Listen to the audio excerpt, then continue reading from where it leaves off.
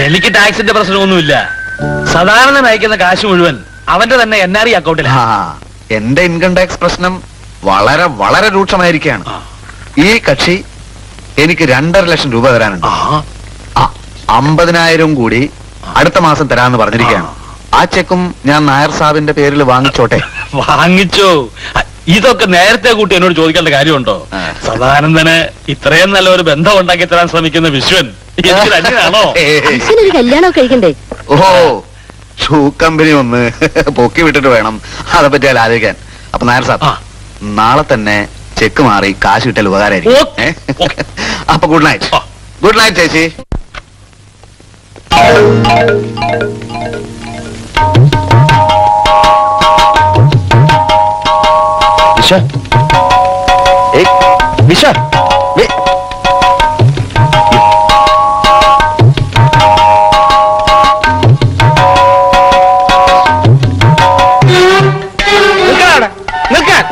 ഇത് കണ്ടോ, തനിക്ക് കൈക്കൂലി എന്നതിന് നാട്ടുകാർ വന്ന സമ്മാനം.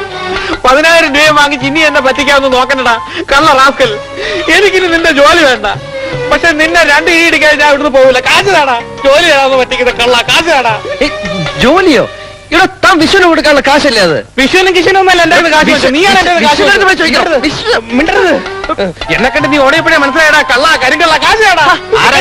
ഞാനൊരു ഭ്രാന്തൻ. അയ്യോ ഭ്രാന്ത്. ഭ്രാന്ത് നിന്റെ അച്ഛന്. എന്റെ കാശ് അച്ഛന് പറഞ്ഞു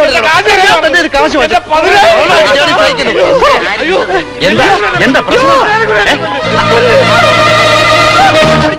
പിടിച്ചു വെച്ചോ. എന്താ ചന്തയോ? അല്ല സാർ. പിന്നെ ഭ്രാന്തൻ. ഭ്രാന്തൻ സാർ. ഭ്രാന്തനാണ് പിടിച്ചു കേട്ടോ. ജോലി തരാമെന്ന് പറഞ്ഞ് താനല്ലടോ എന്റെ കാശ് വാങ്ങിപ്പിച്ചത്. എന്റെ 10,000 രൂപ നിലയ്ക്ക് തന്നെ ഞാൻ തട്ടും. ചട്ടം തന്നെ മറ്റൊരു പോയി പറ. അയ്യോ, പോലീസ്!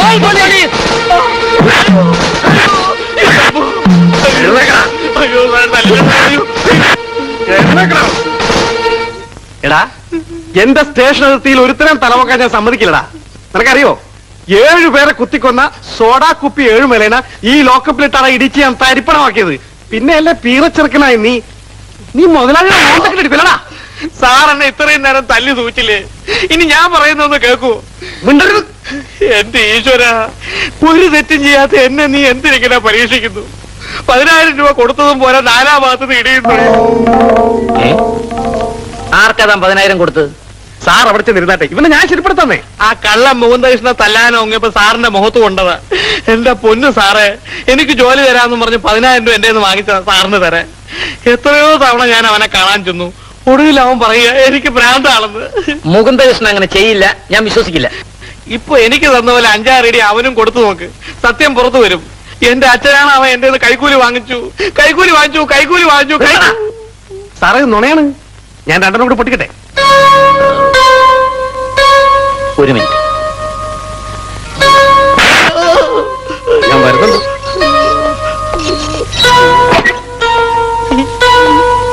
ഏതായാലും മൂന്തകൃഷ്ണ വരുത്താം. അവൻ കാശ് വാങ്ങിച്ചോന്ന് അറിഞ്ഞിട്ട് അടി തുടരാം. കുഴപ്പമില്ല, എനിക്ക് ആരായാലും ഇടിച്ചാൽ മതി. ഞാൻ അവന്റെ അഡ്രസ് തരാം.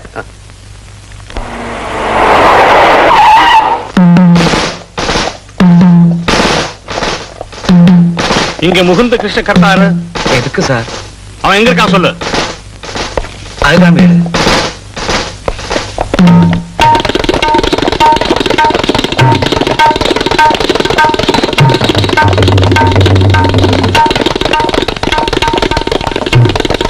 இந்த ஆள் தானா? இவரு கிடையாது, அந்த ஆளு. நில்றா. கதவை தர ராஸ்கல். கதவை திறக்க போறியா இல்லையா? கதவை துற. போலீஸாയിരുന്നു. முகுந்த கிருஷ்ண கர்த்தா யாரு? என்ன? நீ தானே? ஆமா. என்ன? பணத்தை ஏமாத்திட்டு என்ன கேக்குறேன்? ஐயோ, நான் ஏமாத்தல. திருட்டு ராஸ்கல். 10,000 ரூபாய் ஏமாத்தல? ஐயோ சார், இவர் அந்த மாதிரி ஆளே அல்ல. அது சார், அது வேற யாரும். அப்படியா? அப்ப முதல்ல நீ வண்டியில ஏறு. போ. சாரங்க செல்லி. நடையா. நான் நோக்கிக்கோളാം. எஸ் உனக்காக யாருமே ஏமாத்தல. வாடா. ஓட ஆளை பார்த்து ஓட பாக்குற. போடா. யாருமே ஏமாத்தல சார். நெளிஞ்சிட்டு இருக்க. வேகமாப்பா. சத்தியமா எந்த காரியம்? போடான்ற. வேகமா போயா.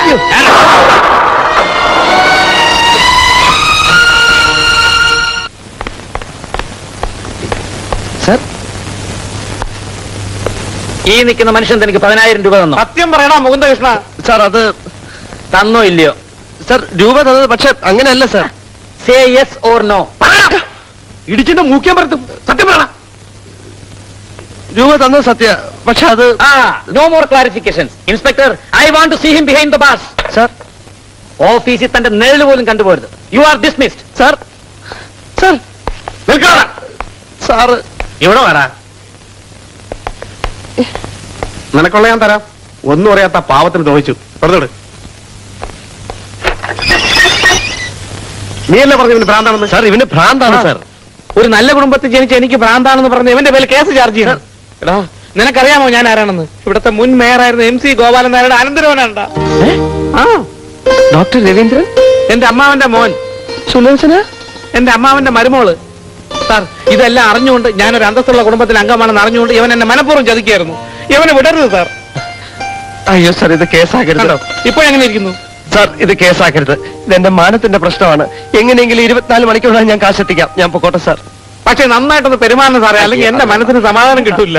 സാർ അയ്യോ അത് വേണ്ട സാർ, ഞാൻ കാശെത്തിക്കാം. വേണ്ട വേണ്ട സാർ, വേണ്ട വേണ്ടെന്ന് പറ. വേണ്ടെന്ന് പറ. വേണ്ട വേണ്ട.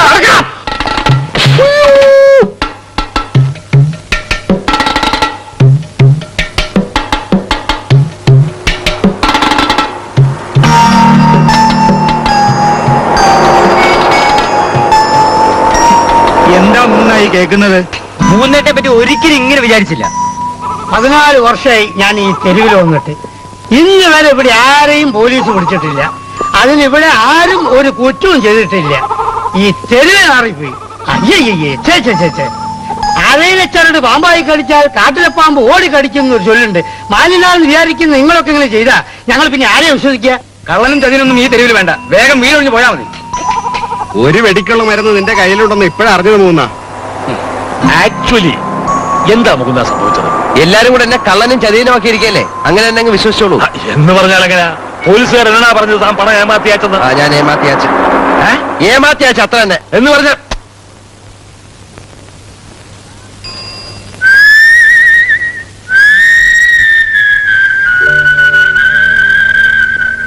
പൈപ്പ് വന്നത് നിന്റെ സ്വാധീനം കൊണ്ടല്ലെന്ന് ഔസേപ്പേട്ടം പറഞ്ഞു നടക്കുന്നത് ചുമ്മാതാണെന്ന് ഞാൻ വിശ്വസിച്ചു. കമ്പനിയിൽ കയറിക്കൂടിയത് എന്റെ നന്മയ്ക്കാണെന്ന് നീ എന്നെ വിശ്വസിപ്പിച്ചു. ഒരുത്തരെ ജോലി വാഗ്ദാനം ചെയ്ത് നീ എന്നെ കൊണ്ട് രൂപ വാങ്ങിപ്പിച്ചു. എന്നിട്ട് എന്നെ പോലീസിനെ കൊണ്ട് തല്ലിച്ചു, അല്ലടാ?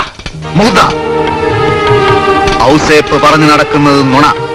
നിന്റെ നന്മക്ക് വേണ്ടിയാണ് ഞാൻ കമ്പനിയിൽ കയറിക്കൂടിയത് എന്നുള്ളത് സത്യം. ഒരു ഭ്രാന്തന്റെ മുമ്പിൽ നിന്നെ കൊണ്ട് SIയുടെ മകനായി അഭിനയിപ്പിച്ചതാണ് ഞാൻ ചെയ്ത ഏക തെറ്റ്. വേണ്ട, എനിക്കൊന്നും കേൾക്കണ്ട. അവന് ഭ്രാന്തമില്ല, ഒരു ചുക്കുമില്ല. എന്നെ അവനെ നീ ചതിക്കുകയായിരുന്നു, ചതിയൻ. അരുത് മുകുന്ദ, അരുത്. നിന്റെ നാക്കുകൊണ്ട് അങ്ങനെ പറയരുത്. എന്നെ ചതിയനെന്ന് വിളിക്കരുത്. മറ്റാർക്കും പിടികിട്ടാത്ത വിധം പെരുമാറുന്ന ഒരു പ്രത്യേകതരം ഭ്രാന്തനാണ് ആ ഭ്രാന്തൻ. അല്ല, അവൻ എന്റെ പെങ്ങളുടെ ബന്ധുവാണ്. ഓ, അതുകൊണ്ട് അവൻ ഭ്രാന്തനല്ലാതാവുന്നില്ല. എനിക്ക് തരാനുള്ള കാശാണ് അവൻ തന്നത്. എന്നിട്ട് ഞാനാണ് നിന്നെ കൊണ്ട് കാശ് വാങ്ങിപ്പിച്ചതെന്ന് നിന്റെ MDയോട് നീ പറഞ്ഞോ? അത് കേൾക്കാൻ അദ്ദേഹം നിന്നില്ല. പോലീസ് സ്റ്റേഷനിൽ പറഞ്ഞോ? അവൻ സുലോചനയുടെ ബന്ധുവാണെന്ന് അറിഞ്ഞപ്പോൾ എന്റെ നാക്ക് താണുപോയി. അവരെങ്ങാനും ഇത് അറിഞ്ഞാൽ, എന്നെ സംശയിച്ചാൽ 24 മണിക്കൂറിനകം കാശ് കൊണ്ട് തരാമെന്ന് പറഞ്ഞ് ഞാൻ തരി തപ്പി.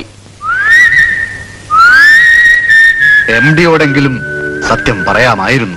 കേൾക്കാൻ നിന്നില്ലെന്ന് പറഞ്ഞില്ലടാ. എന്നിട്ട് എന്നോട് പറഞ്ഞു ഓഫീസിൽ ചെല്ലണ്ടെന്ന്. ഓഹോ, അത് ശരി. അപ്പോ ഇനി എന്റെ പേര് പറയണ്ട. പറഞ്ഞാൽ നമ്മുടെ രണ്ടുപേരുടെയും ജോലി പോവും. നീ പേടിക്കണ്ട. എനിക്ക് ശമ്പളം കിട്ടുന്നിടത്തോളം കാലം നീ പട്ടിണി കിടക്കില്ലടാ. നിനക്ക് ഓർമ്മയുണ്ടോ, പണ്ട് UP സ്കൂളിൽ നമ്മൾ ഒന്നിച്ച് പഠിച്ചിരുന്ന കാലത്ത് മിക്കവാറും ദിവസങ്ങളിൽ ഞാൻ പട്ടിണിയായിരുന്നു. അച്ഛന്റെ ബിസിനസ് പൊളിഞ്ഞ് ഞങ്ങളാകെ തകർന്നു നിൽക്കുന്ന സമയം. പക്ഷെ പട്ടിണിയാണെന്ന് ഞങ്ങൾ ആരെയും അറിയിച്ചില്ല. പക്ഷെ ഒരു ദിവസം നീ അത് മനസ്സിലാക്കി. കിണറ്റിനടുത്തുള്ള വാഴച്ചുവട്ടിൽ വെച്ച് നിന്റെ ചോറ് നമ്മൾ പങ്കുവെച്ച് കഴിച്ചു. അതൊന്നും ഞാൻ മറന്നിട്ടില്ലടാ, മറന്നിട്ടില്ല. നീ മറന്നോ? ഞാൻ വേണ്ട മൂന്ന വേണ്ട, നീ എന്നെ അവിശ്വസിച്ചില്ലേ?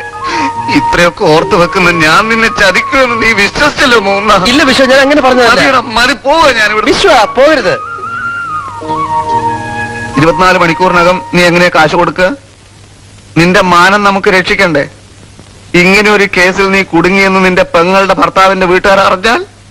അത് കുഴപ്പമില്ല, കുമാരൻ നായരുടെ കൈ ചിലപ്പോ കാണും. എങ്കിൽ തൽക്കാലത്തേക്ക് നീ വാങ്ങിച്ചോ.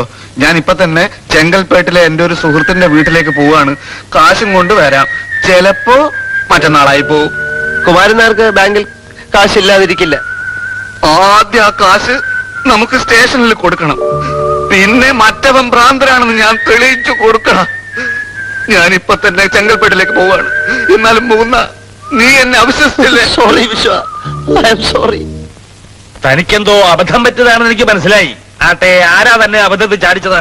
പറഞ്ഞിട്ട് എന്താ കാര്യം ചേട്ടാ, പറ്റേണ്ടതൊക്കെ പറ്റിയില്ലേ? ഊന്തൻ 10,000 രൂപ കടമടിച്ചോണ്ടല്ലോ ഇപ്പൊ തിരിച്ചു കൊടുക്കേണ്ടി വന്നു.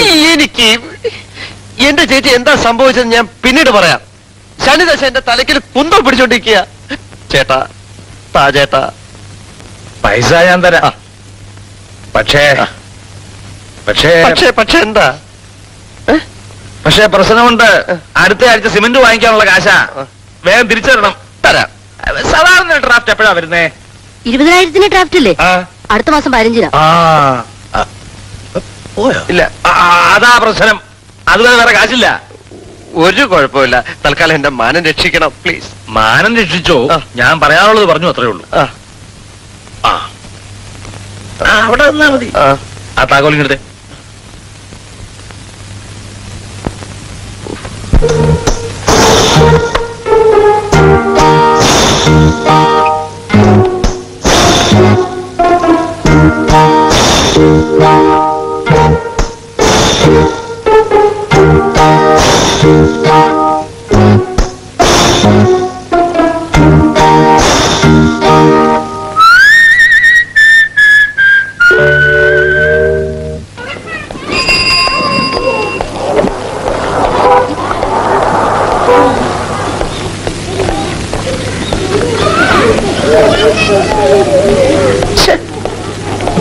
എവിടായിരുന്നു വിശ്വ നീയെ?